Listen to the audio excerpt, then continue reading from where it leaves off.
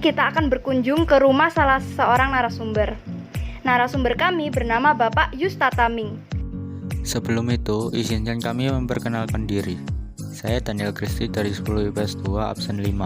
Nama saya Diegonia Farel dari 10 IPS 2 nomor absen 13. Perkenalkan, nama saya Flavia Rona Kalista dari 10 IPS 2 nomor absen 10. Perkenalkan, nama aku Felicia Aurora dari kelas 10 IPS 2. Kali ini kita akan membahas tentang perjuangan Bapak Yustantami sebagai tentara. Beliau adalah seorang anggota TNI AL yang terpilih untuk bertugas dalam tim Garuda Indonesia untuk PBB dan baru saja kembali dari Libanon. Apa saja cerita dari beliau? Kita ikuti bersama yuk. Selamat pagi, Pak. Saya mau tanya nih, gimana sih awal mula Bapak ini bisa tergabung di TNI Angkatan Laut? Apa itu cita-cita dari kecil atau gimana? Kalau cita-cita memang itu cita-cita saya, karena bapak saya juga dulu pensiunan Angkatan Laut juga. Ya, karena tidak ada ahli waris untuk masuk Angkatan Laut, sehingga saya berupaya untuk menggantikan, meneruskan cita-cita dari bapak saya. Saya masuk ke Angkatan Laut. Udah berapa lama tergabung di TNI ini?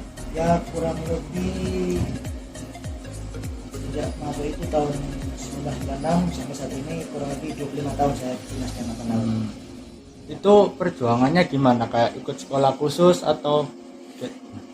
Ya awal mulanya mendengar ada pendaftaran, ya saya dan kawan-kawan mendaftar. Setelah mendaftar baru ada tes. Nah, itu kayak teman seangkatan gitu? Ya seangkatan. Keterima semua atau cuma Ya, berapa? tidak semua diterima. Ya mungkin yang daftar 500 mungkin diterima cuma 100. Nah sekarang ini udah pangkat apa? Waktu saya masuk dulu itu 96 pangkatnya Tamtama, yaitu kelas 2. Ya, sampai saat ini ya bersyukur puji Tuhan sudah jadi sesan 1. Dan tugasnya di pangkatnya itu kayak gimana Bapak? Saya sekarang bertugas di KRI Sultan Hasanuddin, yaitu di jurusan navigasi. Apa sih yang membedakan pangkat-pangkat itu? Kayak semakin tinggi pangkatnya apakah semakin berat tuntutannya atau? Ya setiap tahun itu pasti berbeda-beda. Ya ada tugas dan tanggung jawab masing-masing. Semakin pangkatnya tinggi, semakin berat tugas yang dijalankan. Nah, apa sih yang bikin Bapak semangat banget buat jadi TNI ini? Ya memang sejak masuk angkatan itu memang ya katanya mengabdi kepada bangsa dan negara. Ya itu aja. Kan di TNI Angkatan Laut ada yang namanya Javanese Jayamahe. Itu semboyan atau apa? Itu memang Jalas Jayamahe itu semboyan dari Angkatan Laut. Itu sudah tidak asing lagi. Jalas Jayamahe itu artinya justru di laut kita jaya. Itu sejarahnya gimana? Itu seharusnya moto pada zaman Majapahit. Itu moto pada zaman Majapahit, yaitu Angkatan Laut Majapahit, paling memang dulu yang memberikan moto itu Jalas Jayamahe, yang artinya justru di laut kita jaya. Dia mengembangkan supaya membangkitkan para pelaut bahwa di laut itu kita tetap harus kuat untuk menghadapi gelombang laut yang ada. Nah, sekarang bahas kapal selam. Nah, Bapak ini pernah masuk ke dalamnya gitu apa enggak? Ya kalau masalah kapal selam itu memang prajurit yang khusus.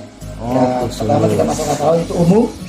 Nah, setelah masuk umum semuanya, baru di dalam angkatan itu ada sekolah-sekolah jurusan, baik itu kapal selam, kopaska, penyelam dan lain sebagainya. Nah, mungkin 2 tahun dinas dari angkatan laut baru ada surat telegram yang mau sekolah. Ya, sekolah jadi penyelam atau kopaska atau kapal selam, kita mendaftarkan diri. Nah, kita daftar, dipanggil, kita tes, lulus, baru kita masuk kapal selam atau kopaska atau lainnya. Bapak tergabung di dalam situ atau beda jurusan? Saya saat ini masih tetap angkatan biasa, yaitu di KRI, bukan pasukan khusus. Kalau kapal itu pasukan khusus, kapal selam, kapal kopaska, penyelam dan lain-lain itu pasukan khusus. Nah, kalau misal bawa bertugas gitu, ada gabungan juga dari kapal selam atau enggak? Ya kalau kita operasi layar seperti biasa ya pasti kita akan membawa baik kalau operasi biasa ya kita membawa penyelam maupun kopaska, yaitu kapal kita. Ya, tapi kalau kapal gabungan, latihan gabungan, semua unsur pasti ada. Seberapa penting peran kapal selam di TNI AL? Ya kalau menurut saya itu sangat penting. Kenapa? Karena banyak unsur-unsur asing yang melintasi laut Indonesia. Jadi hanya dengan kapal selam kita bisa kita bisa mengidentifikasi setiap kapal-kapal selam yang masuk perairan wilayah Indonesia.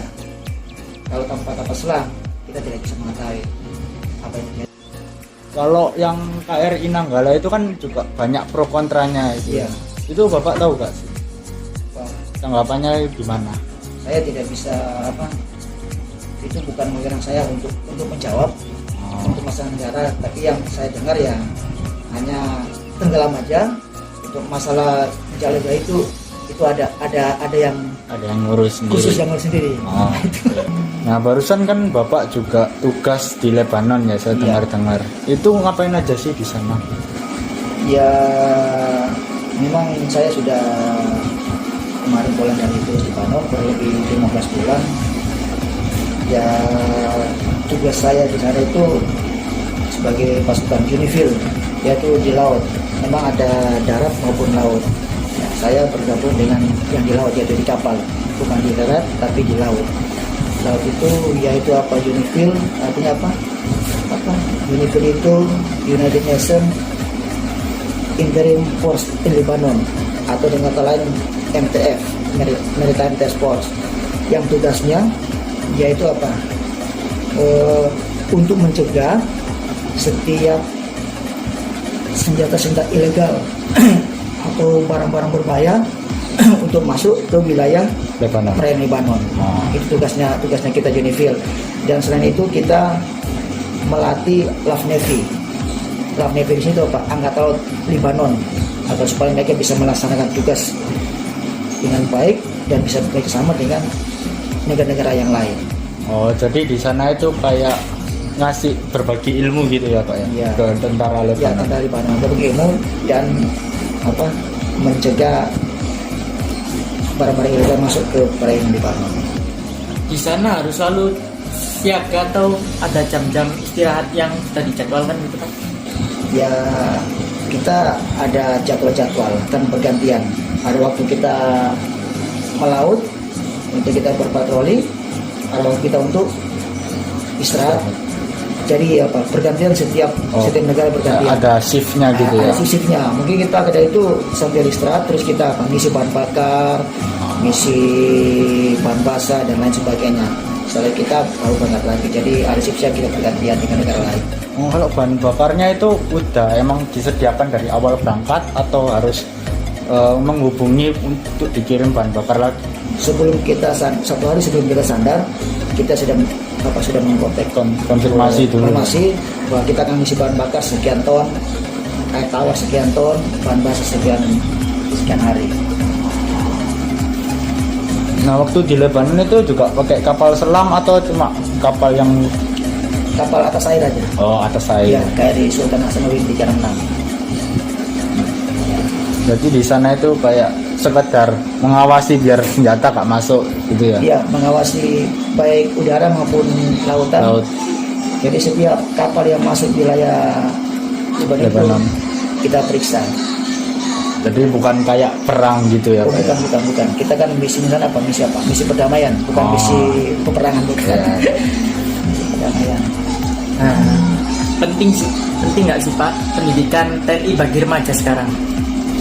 Ya kalau mau pikir penting, seharusnya penting. Kenapa? Karena 2/3 dari wilayah Indonesia itu lautan. Jadi seharusnya itu kita memperbanyak angkatan laut, yaitu prajurit angkatan laut. Karena 2/3 itu luas wilayah Indonesia itu lautan. Jadi ya justru lebih penting di lautan daripada di darat. Kenapa? Karena banyak unsur-unsur yang mulai di laut kayak seperti apa kan? Ada kapal-kapal itu asing yang masuk mencuri ikan atau logging kayu. Nah, itu harus diperkuat angkatan kita. Kalau tidak diperkuat angkatan laut, maka bahan kita, bumi kita ini lautan akan habis lama-lama, seperti ikan dan lain sebagainya. Kan beberapa bulan yang lalu Kak sempat ramai juga yang kapal Cina masuk ke perairan Natuna gitu. Iya. Itu Bapak sempat Kak menangani juga atau gimana? Oh, kalau itu saya masih dalam perjalanan masih tugas di Lebanon belum. Ya memang sempat dengar ya ada, tapi kita masih tugas di Lebanon. Kalau masalah-masalah gitu itu berdampak banyak gak sih buat kesatuan tentara ini? Ya memang berdampak gitu. Ke semua tentara Kak, angkatan darat, angkatan udara atau cuma angkatan laut aja? Kalau yang laut untuk laut aja. Ya, ke laut. Menurut Bapak, pendidikan tentara bisa nggak sih dimasukin ke mata pelajaran sekolah untuk pengetahuan? Atau ada sekolah khusus untuk tentara? Ya intinya itu pertama apa, tentara itu ada namanya apa, sekolah dasar militer. Ya mungkin sekitar 3 bulan dasar militer. Jadi 3 bulan itu dia latihan militer. Itu setelah lulus SMA atau setelah SMA dia masukkan sekolah militer gitu ya? Kan ada tiga kriteria apa, dari Taruna, Perwira, Bintara sama Tamtama. Tinggal tergantung dia mau masuk yang mana. Bapak dulu Kalau saya maksudnya pas Tamtama. Tamtama. Ya. Kalau misal ada kericuan nih, itu yang bergerak kebanyakan angkatan darat atau angkatan laut? Kalau akhir-akhir ini Pak? Ya kalau begitu sebenarnya sih angkatan darat. Kebanyakan. Nanti yang baru ya seharusnya sih bukan darat atau laut. Karena itu tugasnya polisi harusnya kan. Harusnya itu tugasnya polisi. Angkatan laut, darat kalau tidak itu dia hanya sekedar membantu aja. Membantu pekerjaan polisi. Ya. Karena kan tugasnya TNI itu kan apa untuk keamanan Negara. negara, bukan untuk keamanan itu keamanan negara tugasnya. Dia hanya sekedar membantu polisi. Kesan-kesan Bapak menjadi TNI apa aja? Seperti suka dukanya gitu. Ya kesan saya selama di TNI ya ada suka dan duka.